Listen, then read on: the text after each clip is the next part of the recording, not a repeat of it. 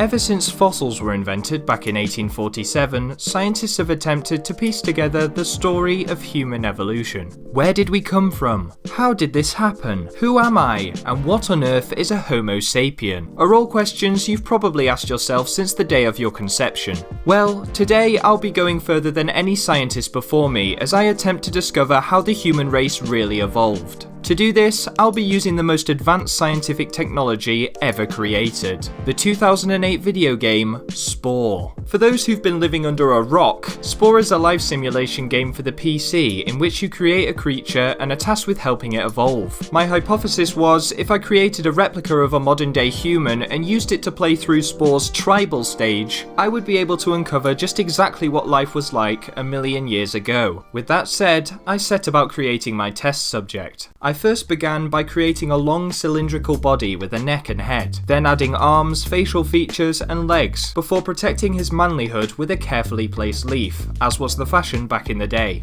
Oh god, what have I created? Possibly the most disgusting thing I've ever seen. With our perfect specimen created, it was time to launch ourselves into the simulation. When I loaded in though, we were immediately presented with a bit of a problem.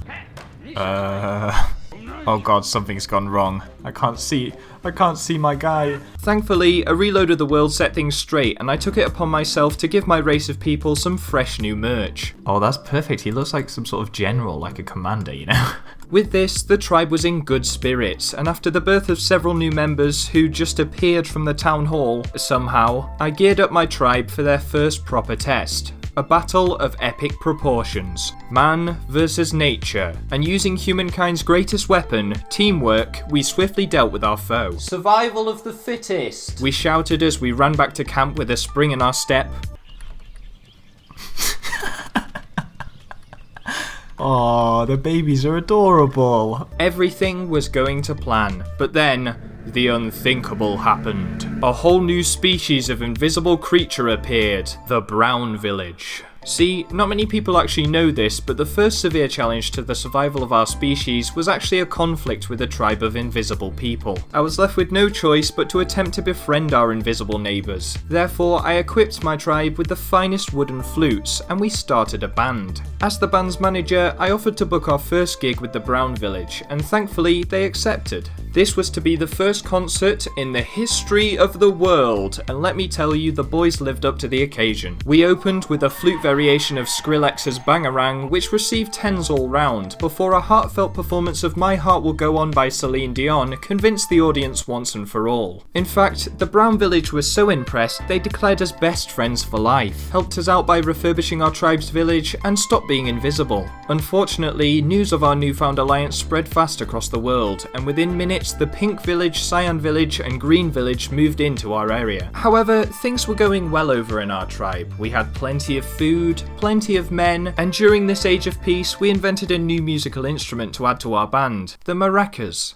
I was in such a generous mood, I decided to welcome the Pink Village with open arms by sending a member of our tribe their way with a gift. Little did I know that at that very same moment, a group of Pink Tribe mercenaries were on their way to attack my village. As a wise man once said though, there's safety in numbers. And thankfully, we were able to deal with the immediate threat thanks to some aid from the Brown Village. Even after their crushing defeat though, the Pink Village did not let off the offensive, sending waves and waves of attacks, whittling down our numbers, but more than anything, really hurting our feelings. To top it all off, the Cyan Village decided to take the opportunity to steal some of our food. Those thieving bastards. I was done with being taken advantage of, so I decided to improve Humanities' defences by equipping members of the tribe with throwing spears. Morale was also very poor, so I decided to throw a party involving a nice meal and a dance round the campfire. You won't believe what happened next. Oh my god, you won't believe it. It still makes me angry now. The Cyan Village attacked us in the middle of our party. How much more disrespectful can you get? This meant war, and after taking care of their futile attack, I decided to capitalize on their low numbers and attempt to wipe them off the face of the earth. The boys grabbed their throwing spears, aside from one guy who decided to keep with the maracas, and we made a charge for the Cyan tribe's base. It was a horrendous war. The Cyan tribe had been practicing their fighting skills, they had the high ground, and we were no match for them. Humanity just about escaped on the brink of extinction, and as such, an age of poverty and struggle began. This period in time is now often referred to as the Dark Ages. I'm not sure we would have ever recovered if it weren't for the overwhelming generosity of the Brown village, who proceeded to give us gift after gift. This got me thinking, if I could make more allies, then I might stand a chance against those filthy Cyans. Okay, here's the plan.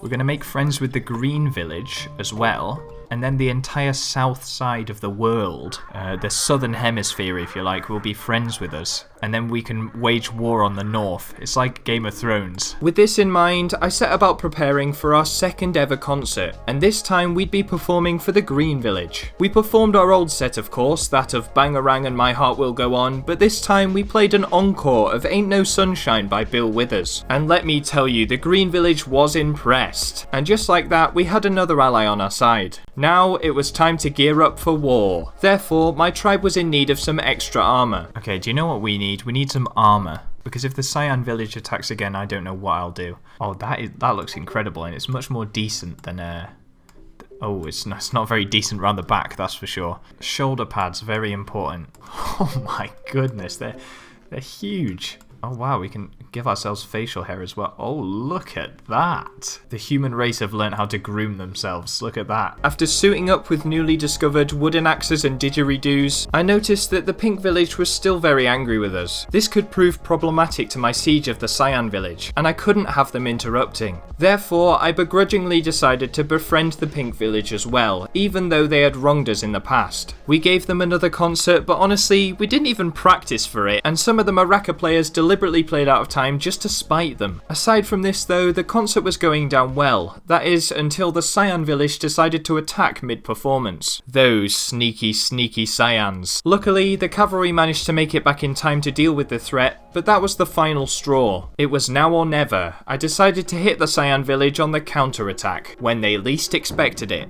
The troops rolled in and began what was to be a long and hard battle. This truly was the battle of the century. I mean, it had alien spaceships, giant monsters, but after all the hurt and struggle, we finally emerged victorious. Ah, doesn't it feel good? A world with no enemies. The tribe was able to once again eat in peace. We even managed to return to the Pink Village and finish our concert. It was perfect, but hang on, someone's stealing our food again. What? The Lavender Village? Where did these come from? I didn't know much about the Lavender Village, but one thing was for sure. They were not friendly, and they proceeded to launch several attacks on our home base. I knew what had to be done. I had to wage yet another war. If the battle against the Cyan village was the Battle of Helm's Deep, this was the battle for Middle-earth. Okay men, this is the final hour. I know the Lavender Village are intimidating, but tonight we fight with the power of 1,000 men. 1,000 human men. Some of you seem to have created a new weapon by merging a maraca and an axe together. That's really clever guys, good thinking. Okay everyone, this is it. To war! Once again, it was a gruesome battle, and several lives were lost, like about 3 people died. The Brown village continued showering us with gifts throughout, and in the end, we managed to target their town hall, which proved too much for them to handle. The Lavender village was defeated. The next few days were filled with raucous celebration, and once the excitement died down, mankind was finally ready to move out of tribal stage. The chieftain gave a rousing speech signifying the start of a long age of advancement and prosperity. An industrial revolution started using fossil fuels for power, buildings were built, a city was formed, Thomas Edison invented the light bulb, Charles Dickens wrote A Christmas Carol, Steve Jobs invented the iPhone, and that's pretty much how we got where we are today. Thanks for listening to my TED Talk. Goodbye.